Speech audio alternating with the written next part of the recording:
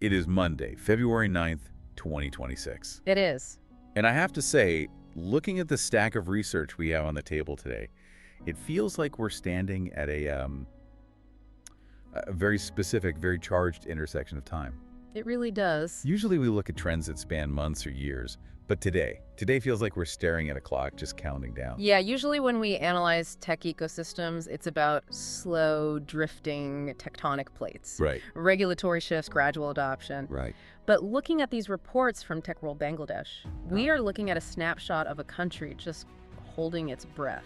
Every single story in this stack is anchored to the fact that in about 72 hours, everything changes. We're talking about the 13th national parliamentary election, Thursday, February 12th. That's the singularity point for this week. Exactly. And what makes this stack so fascinating is that it's not, it's not political commentary. We aren't analyzing polling numbers or stump speeches. We're looking at how the digital infrastructure, the actual plumbing of a modern society, is reacting to that political event. It's a stress test. It feels like a stress test, where half the engineers are trying to speed things up and the other half are frantically trying to pull the plug. That is the perfect way to frame it. I mean, you have this massive contradiction playing out. On one side, you have the telecom sector saying, more data, more voice, stay connected. Yeah. And on the other side, you have the financial regulators saying, stop the money, freeze the networks.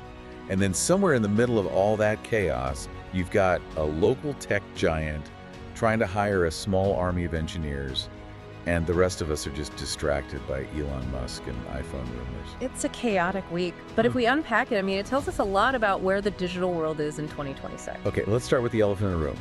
The election is Thursday, and the first thing that jumped out at me was this announcement from Banglalink. They're rolling out these specific voice and data packs for the election period. Right, they're calling it a move for uninterrupted communication. Which, on the surface, just sounds like good marketing, right? Yeah. Hey, it's a big week, buy more data. Yeah. But is there more to it than just, selling gigabytes? I think so. I really do. You have to look at the role of the smartphone in a 2026 election. It's not just about texting your friend to see who they voted for. Right. It's about being a citizen journalist. It's about real-time verification. If you're at a polling station and something looks wrong, you stream it. If the results are coming in, you are refreshing that page every second. So Banglalink is essentially selling transparency packs. In a way, yes. They're betting on the fact that the hunger for information is going to peak on Thursday. By ensuring people have affordable, high-volume access to voice and data, they are positioning themselves as the enablers of that civic engagement. It's a smart commercial play. It is, Yeah. but it also reinforces the idea that an election without internet access is, well, it's almost unimaginable now. Okay, so the pipes are open for information, the internet is flowing. But then I turn the page in this report, and I see something that, honestly, it shocked me. The banking ban. This is the heavy hitter in the stack. Let me just read this to make sure I'm not hallucinating. Yeah. The source says that internet banking and mobile financial services, MFS, are suspended for 4 days surrounding the election. 4 days. Yeah. From the perspective of a digital-first economy, that is an eternity. I want to make sure I really get the stakes here. Because in the US or Europe, if Apple Pay goes down or my bank app is glitchy, I just pull out a credit card. Sure. I might even write a check if I'm feeling retro. Is that the case here? Is this just a minor inconvenience? No, and this is the context we need to really drill into. In Bangladesh, MFS isn't just a nice-to-have alternative to a credit card. For a massive chunk of the population, MFS is the banking system. So we're talking about the apps people use for literally everything. Everything. It's how you pay the rickshaw puller, it's how you buy groceries at the corner store, it's how you send money to your family in the village. It is the lifeblood of daily commerce. Wow. So when the regulator pulls the plug on MFS and internet banking for 96 hours, they aren't just annoying people, they are effectively demonetizing the digital economy. They are freezing liquidity. That is wild. So everyone just has to go back to cash. Precisely. Cash becomes king again for 4 days. But why? I mean, what is the logic? The source says it's to prevent irregularities in financial transactions and misuse of money. What does that actually mean? It's a euphemism for vote buying and funding unrest. Think about the mechanics of influence. If I want to mobilize a group of people to create chaos, or if I want to, let's say, Incentivize a village. right, incentivize a village to vote a certain way, doing that with cash is logistical hard work. You need bags of money, you need runners, you risk getting caught physically. Right, you have to physically move the asset. Yeah, exactly. But with MFS, I can blast out thousands of small transactions to thousands of individual phones in seconds. I can fund a protest or buy a vote for my living room. The velocity of money in a digital system is incredibly high. So the regulator's looking at that velocity and saying, that's a bug, not a feature, at least for this week. Correct. They view the speed of digital finance as a threat to election integrity. So their solution is the nuclear option. Turn it off. Force everyone back to the friction of paper money. But doesn't that seem, I don't know, archaic? Like, we spent decades building these digital rails to make the economy efficient, and the moment there's a stress test, we say, actually, these rails are too dangerous. It's a central paradox of our time. We want the convenience of digital, but we fear the uncontrollability of it. And it raises a massive philosophical question. We feel like our money in these apps is ours, right? Right. It feels liquid. But a ban like this reminds you that your digital solvency is entirely dependent on a permission switch held by a regulator. It's a sobering thought. You wake up, you look at your phone, you have money in the account, but you literally can't spend it. You are rich on screen, but you're broke in the real world unless you went to the ATM yesterday. And imagine the disruption for small businesses. The shopkeeper who relies on digital payments. The delivery driver. For 4 days, their business model is broken. Wow. It's a massive economic cost paid for the sake of political security. It really highlights how fragile that trust is. We trust the tech to work until the government decides it shouldn't. Which is a perfect segue, actually, because while the government is hitting the brakes on the financial tech sector, the private sector is just slamming on the gas. You're talking about the Betopia Group story. This one felt like it came from a different planet compared to the banking ban. It really does. While everyone else is worried about the next 4 days, Betopia is apparently thinking about the next 4 years. The headline is that they are hiring, and not just a handful of devs. They're looking for 1,000 trainee software engineers. 1,000. Just pause on that number. It's massive. I mean, even in Silicon Valley, a hiring round of 1,000 engineers is front page news. Yeah. Usually we hear about layoffs of that size, not hiring. Exactly. And in a market like Bangladesh, this is an ecosystem shifting number. But did you catch the specific job title? Trainee. That is the single most important word in the article. Okay, play devil's advocate for me here. Yeah. Because when I see trainee, my cynical brain goes, cheap labor. Yeah. Is this just a body shop trying to get 1,000 people at minimum wage to do grunt work? Or is there something else going on? It's a fair skepticism. And look, it is absolutely a margin. Play trainees cost less than seniors, but you don't hire 1,000 bodies just to save money on payroll. Right.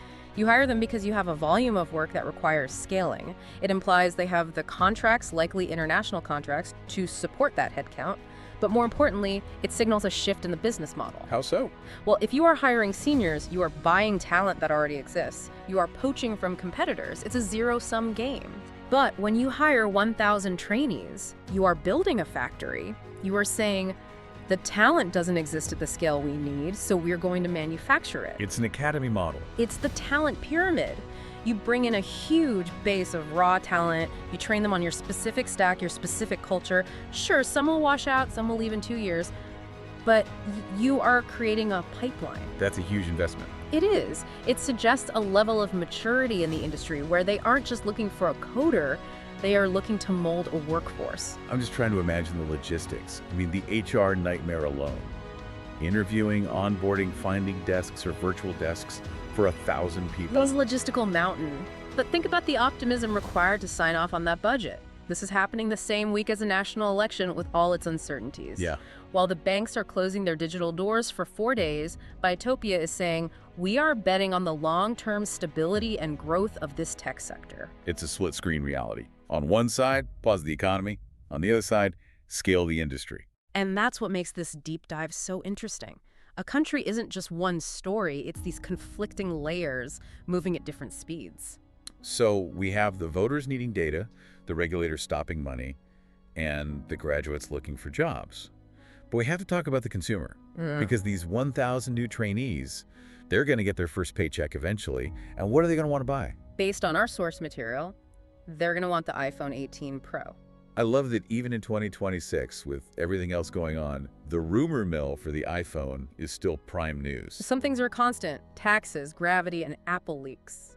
But looking at the report, it says the buzz is specifically among technology-loving young people, Yeah. and the focus is on the camera and the processor. Right. But let's be real, it's 2026. Smartphone cameras kind of plateaued years ago. My phone from 3 years ago takes pictures I can't distinguish from reality. Sure. What are they actually offering that's new? Is this just megapixels, or is there a real hardware shift? The rumors suggest it's not just about the lens anymore, it's the silicon behind it. The surprise hinted at in the leaks usually points to on-device AI processing. Cool. We're moving from taking a picture to generating a reality. Okay, break that down for me. Think about the demographic we just talked about, those new betopia hires. They aren't just consuming content, they are likely creating it. They're coding, they're streaming. Right. If the iPhone 18 Pro comes with a processor capable of real-time, AI-driven video editing or spatial computing rendering without hitting the cloud, that's not a camera upgrade, that's a workstation upgrade in your pocket. So the phone becomes a production studio. Exactly. And for a generation that lives online, despite the occasional banking blackout, having the most powerful node on the network is a status symbol and a professional tool. It connects back to that Banglalink news. Why do you need uninterrupted high-speed data? To feed the beast. To feed the beast that is the iPhone 18 Pro. It's the cycle of desire. Yeah. You get the job, you buy the phone, you stream the election. And then you go on social media to complain about it all. Which brings us to the final and perhaps messiest part of our stack. Oh yes. The platform formerly and currently known as X, and Mr. Elon Musk. He is back in the headlines. I feel like he never left.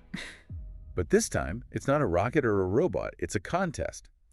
A $1 million article competition.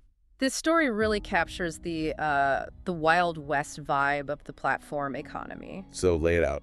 Musk offers $1 million for what? Journalism. Essentially, yes. A competition to encourage long-form content or articles on the platform. The carrot was a massive cash prize. But now the source says there is controversy regarding the announcement of the winner. Questions are being raised. Questions are being raised is usually code for nobody knows what's going on. It touches on a massive issue in the creator economy, trust. You have these platforms acting like mini governments. They set the tax rates or monetization rates, and they run the lotteries. Well, there's no oversight. Exactly. Unlike a state lottery, there's no oversight commission. Right. If the government runs a lottery and rigs it, people go to jail. If a platform runs a contest and the winner is vague, people just post angry tweets. Precisely. And compare this to the Betopia story. Betopia is offering a contract. Come work for us, become a trainee, here is your salary. It's structured. It's predictable. It's boring, maybe, but it's reliable. Then you have X offering $1 million prize. It's the lottery ticket. It's the dream of instant wealth. But as this controversy shows, the rules are opaque. It's the gig economy versus the career. Yeah. The hustle versus the institution. And the tragedy or the comedy is that people are losing trust in both. We're seeing a lack of trust in the banking system's stability because of the ban, and a lack of trust in the platform's fairness because of the X controversy. It really paints a picture of a digital life that is exciting, new phones, new jobs, but also incredibly fragile. You don't know if your bank app will open, and you don't know if the contest you entered is real. It's a landscape of high opportunity and high instability. So let's try to pull all these disparate threads together. We've been looking at this specific week in February 2026. If you zoom out, you see a society that is trying to upgrade its operating system while the computer is still running. We had the election on Thursday. That's the reboot. And around that reboot, you have these different forces pulling in different directions. You have the telecom operators pushing for connection. Right. Keep the lights on, keep the data flowing. And you have the regulators pushing for control, shut it down, stop the money to save the vote.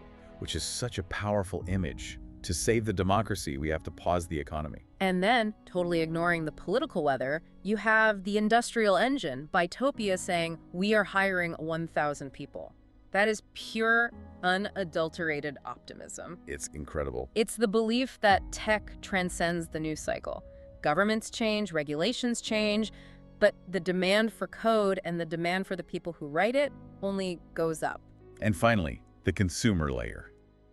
The iPhone 18 Pro rumors fueling our desire for better tools, and the X controversy reminding us that the platforms we use are owned by individuals who can change the rules on a whim. It's a lot to process for 1 week, but I think for the listener, the takeaway is about resilience. How so? Think about the average person in this scenario. They are navigating a banking ban, checking for election updates on a special data pack, applying for a traineeship at Betopia, and reading rumors about a new phone. They're adaptable. They're incredibly adaptable. This system throws up walls like the MFS ban, and people find a way around it. The system offers opportunities like the jobs, and people flock to it. It's the adaptability of the digital citizen. Where? You just figure it out. We do. But it also serves as a warning What's the warning? that we shouldn't take the infrastructure for granted. We assume the internet is like air, it's just there. We assume our digital wallet is like a physical vault. But a week like this proves that these are services, and services can be suspended. That is the thought that is going to stick with me. We talked a lot about that banking ban.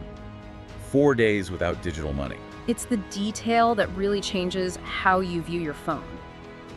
So, in a world that is rushing toward the iPhone 18, AI processors, and million-dollar online contests, does shutting down the financial grid for 4 days show us how powerful technology has become?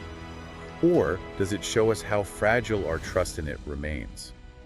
That is the question. If we truly trusted the digital trail to be transparent and traceable, we wouldn't need to turn it off to ensure a fair election. Right. The fact that the regulator feels the need to hit the kill switch suggests that for all our advancement, we still view digital speed as a threat to stability when the stakes are highest. We built a Ferrari, but we're scared to drive it on election day. So we put it in the garage and walk. Something to mull over the next time you tap your phone to pay for coffee if the app works. Thanks for diving in with us. See you next time.